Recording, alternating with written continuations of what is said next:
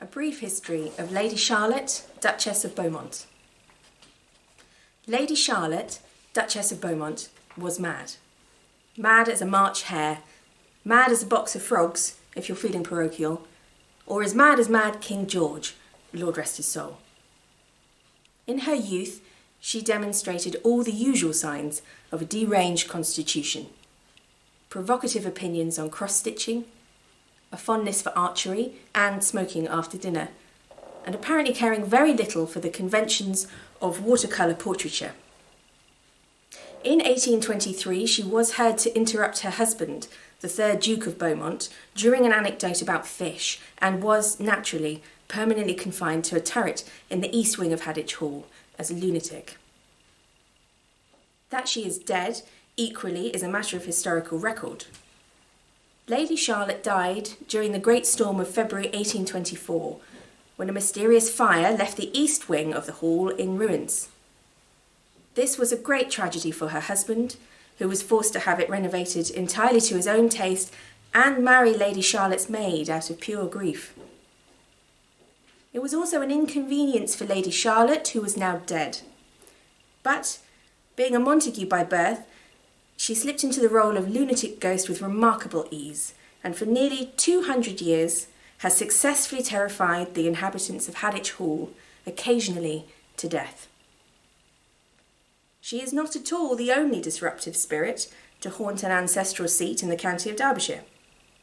Lady Celia Villiers, born 1839, famously refused all treatment for hysteria, both electric shock therapy and a husband, and lived a life of tragic solitude, with only the moderately sized Chaston Castle, 10,000 a year, 45 servants, a Belgian chocolatier, and her loyal companion Miss Bradshaw for company, until her untimely death at the age of 94. Those planning to also visit Chaston Castle should note that she continues to combine her passions for solitude and axe-throwing to significant effect. But it is only the Duchess of Beaumont who has adapted so successfully to the demands of being a horrifying spectral entity while residing in Derbyshire's 4th largest tourist attraction. She is certainly the first vengeful ghost to be a valued member of a visitor services team. This is in no small part due to the modernisations of the 12th Duke of Beaumont, who, as evidenced by his striking portrait in the main atrium, is the youngest and the most forward-thinking owner of Hadwich Hall. Lady Charlotte has always felt that he bears an unmistakable resemblance to her late husband, even in those unfortunate trousers. Recent visitors will note that he has made all of the food locally sourced, the official merchandise plastic-free, and entrance to the Jamaica Plantation Wing half price, October to March. It is true that Lady Charlotte did not initially take to his estate management diversification strategy terribly well, particularly during the summer months, when she found herself sharing Hadwich Hall with an enthusiastic group of historical reenactors, tour guides in fancy dress, and drama students jumping out of cupboards in wedding dresses, ripping up veils for applause. After centuries of terrorising governesses with her maniacal bride routine, she found everyone's amateurism a trial for her nerves, and playfully attempted to lure the 12th Duke to his death from the bedroom window. Thankfully, due to the installation of double glazing, she had to entreat increasingly forcefully and move from abject beckoning to rather undignified waving before giving up the affair entirely. However, while Lady Charlotte is vengeful, as anyone using the current one-way system in the overflow car park can attest, she does not approve of moaning, unless it's actually moaning, of course, or a strongly worded letter to senior management written in blood. And while there are limitations to being an unquiet spirit sucking the life out of everyone you come into physical contact with, she does find that this stands her in good stead when it comes to overseeing the gift shop.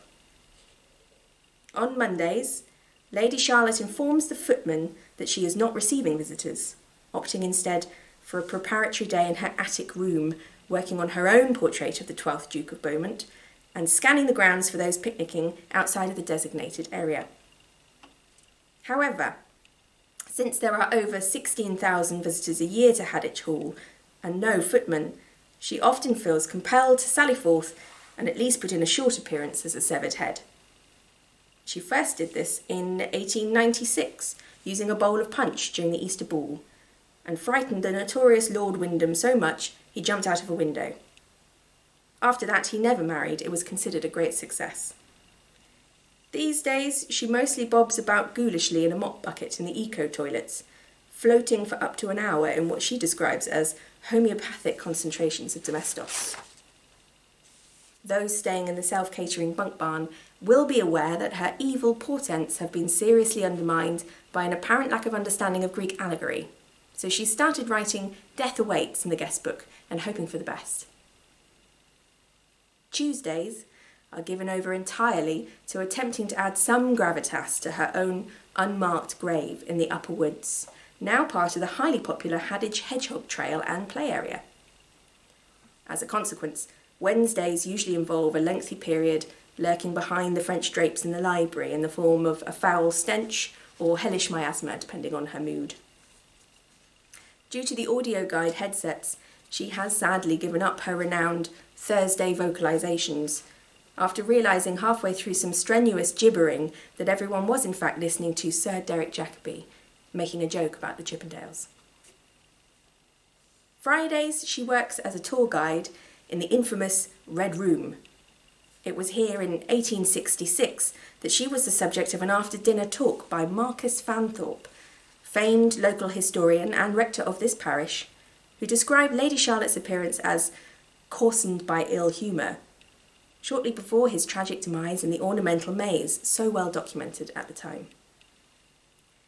This was also where she liked to appear in her most terrifying form, nicknamed the Mistress of Doom, until the preponderance of cosplay events diminished her impact. As she's pointed out, it's hard to make an entrance when there are already 3 people dressed as Admiral Nelson in the room, and one of them has a customised eye patch.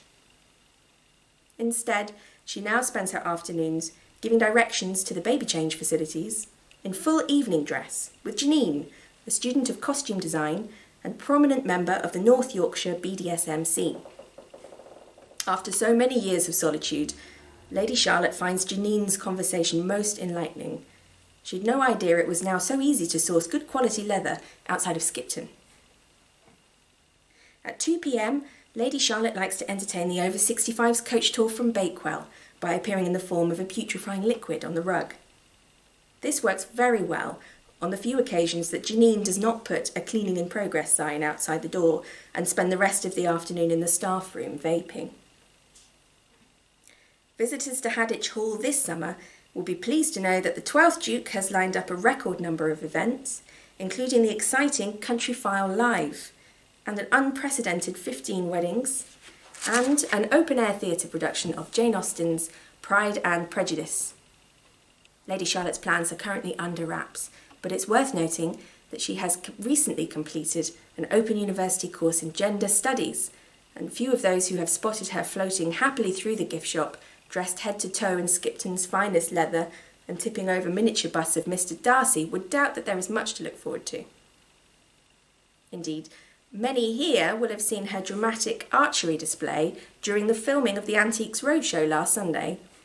And while Lady Charlotte has now had to concede that she lacks the range and the accuracy to tackle Fiona Bruce, she feels that there is room to be more forward-thinking when dealing with the 12th Duke of Beaumont.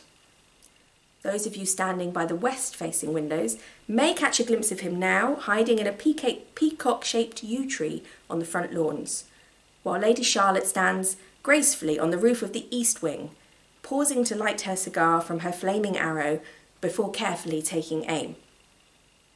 The more traditional among us have expressed concern over the ethics of a peer of the realm being finally hunted to death on his own property by a lunatic ghost. But as Lady Charlotte has been heard to remark, she's not the one charging £4.75 for a slice of fruitcake in the Stables Cafe.